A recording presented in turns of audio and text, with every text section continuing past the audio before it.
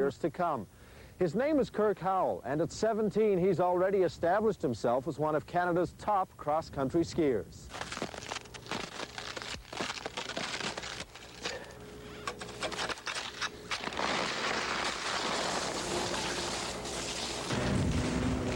It's a Thursday afternoon. The temperature on New World Island is about -20. Cold, but not quite cold enough to keep Kirk Howell off the trails. He has work to do. In 2 weeks' time, he skis at the Canadian Championships. His goal is to win all 3 of his races.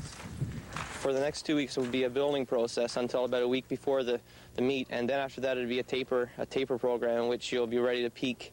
So in order to peak, you have to have a build-up and then a drop back in your training, and then train hard, then race, and hopefully it'll be fast. At 17, Kirk already knows what it takes to do well at a national competition. In December, he competed at the Canada Cup in BC. His performance earned him the ranking as the #1 under-19 skier in Canada. Doing well in BC also earned him a trip to an international competition in Italy. It was a good experience to be able to race with the top skiers in the world and meet your competition in later years, maybe. He's certainly he's totally dedicated to the sport, and I think that he's one of those rare people who's got the right attitude. Dudley Wheeler has been Kirk's coach since day one. Making the grade internationally is tough, especially for an athlete from an isolated community. Kirk owes a lot to Wheeler. He literally trains in the coach's backyard on a trail Wheeler cut and now grooms himself. How does a top-ranked cross-country skier make it all the way from New World Island? That question has been asked before. In fact, the first time that he appeared to any extent on the provincial scene in Lab City when he was 13 years old, the Lab City people wondered, you know, where did we ski? Well, I said we ski on snow. We live in Newfoundland, and northeastern Newfoundland, and we have snow. And if you want to ski and be a cross-country skier, all you need is snow, a little bit of work to make a trail, and go out and ski. Kirk's father, Roy, has a lot to do with his success, too. That's him in the green jacket. He bought Kirk his first pair of skis. These days, he's still around, making sure Kirk gets to and from his workouts. A big time commitment, but something Roy considers worthwhile. It's very time-consuming, having to make sure that he's on the training trail at the proper time and been picked up. So it's pretty much a daily chore to make sure that he gets to where he wants to go. It's really not considered a sacrifice. I think it's just a part of having a family. Roy's time is not his own, and neither is his garage. When there's not enough snow to train outdoors, this part of the house becomes a training center.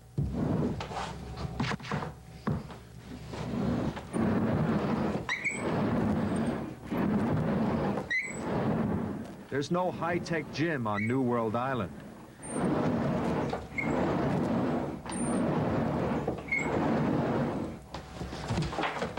Now that's a strange piece of apparatus. What does that accomplish?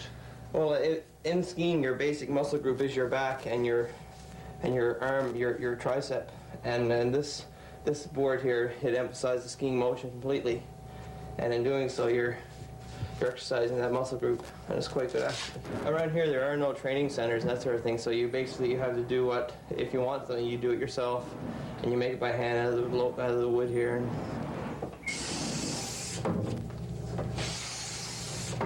One place where there is no room for improvisation is ski preparation. This box of waxes holds the key to success or failure. A skier has to be part athlete, part chemist. Kirk spends half an hour every day working on his skis. Ski preparation, I think, is the key to, maybe the faster skiers usually ski. Their skis have to be waxed properly in order to perform. Because it plays a lot on your mind. Like if you're in a race and your skis aren't as fast as the other guys, and then you're not going to ski your best, I don't think.